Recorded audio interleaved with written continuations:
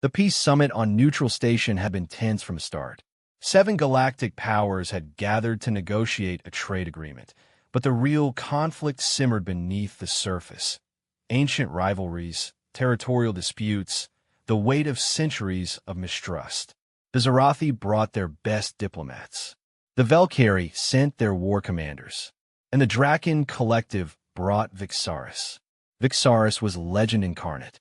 The dragon had single-handedly ended the Crimson Wars, had held 3 battleships at bay with nothing but fire and fury, had been classified as a weapons platform rather than a living being. Its scales were black as void.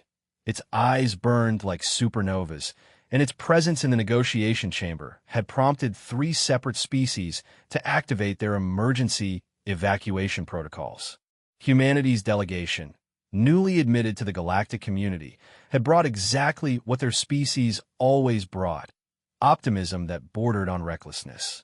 They'd also brought children. Part of the cultural exchange program, 5 human children between ages 5 and 12 were touring the summit as ambassadors of their species' commitment to peaceful coexistence. Most of the other species thought this was absurd. Dragging children into diplomatic spaces seemed unnecessarily complicated. Then 5-year-old Maya got lost. She'd wandered away from her supervision group while examining the crystalline architecture of the station's observation deck. When she realized she was alone, instead of panicking, she simply decided to explore. She'd never seen most of the species she was reading about, and here they were, right inside the station. It was how she ended up in the sealed observation chamber where Vixaris was being kept. Not imprisoned, exactly, but segregated for safety. The chamber had supposedly been locked. No one had anticipated a 5-year-old being clever enough to override a simple security panel with the kind of innocent button mashing that somehow worked on advanced alien technology. In the main negotiation chamber, alarms began to sound. "The dragon's chamber is open," someone reported, their voice shaking. "And there's a human child inside." Panic erupted. The dragon immediately stood, hands moving toward weapons. The Zarathi activated defensive barriers. The Velkari, who'd actually fought Vixaris in combat, looked like they'd seen death itself take physical form. But on the security feeds, something unexpected was happening. Vixaris was moving toward the child, but not in the strike first, ask questions later manner the dragon was famous for. The massive reptilian head lowered slowly. Those supernova eyes, usually filled with barely contained rage, were studying the small human with what could only be described as curiosity. Maya, for her part, was completely unafraid.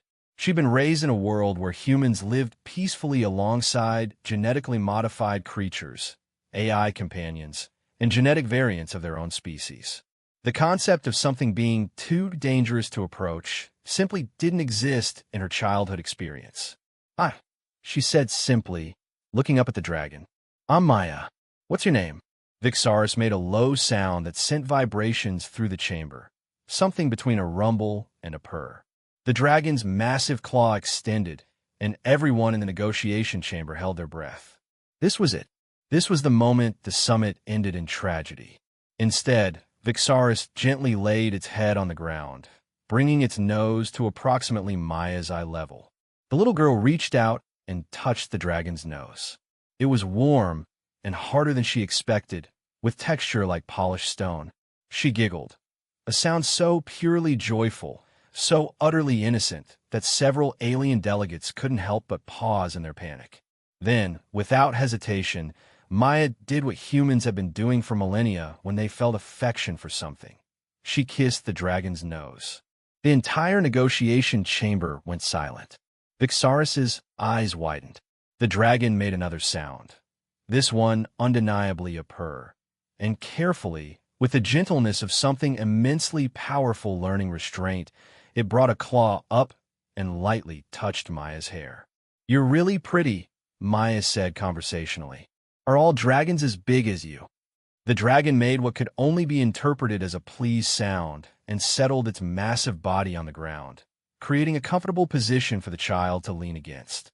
When security finally arrived to retrieve Maya, they found her contentedly sitting against Vixaris's side, telling the deadliest creature in the galaxy about her favorite Earth animals, while the dragon listened with what appeared to be genuine interest. The Draken commander looked at his legendary warrior, the creature he'd spent decades commanding, the force of nature he'd wielded as an instrument of war, and saw something he'd never allowed himself to recognize before, a being capable of choosing gentleness. That evening, the trade agreement was signed without further incident. But more importantly, when the other species asked how to communicate with beings as different as dragons, the answer came from a 5-year-old who'd stumbled into history. You just have to see them first. Really see them. Not as weapons or monsters, just as themselves. Sometimes, the most profound diplomatic breakthroughs came not from centuries of negotiation, but from a child's innocent reminder that compassion was always the universal language.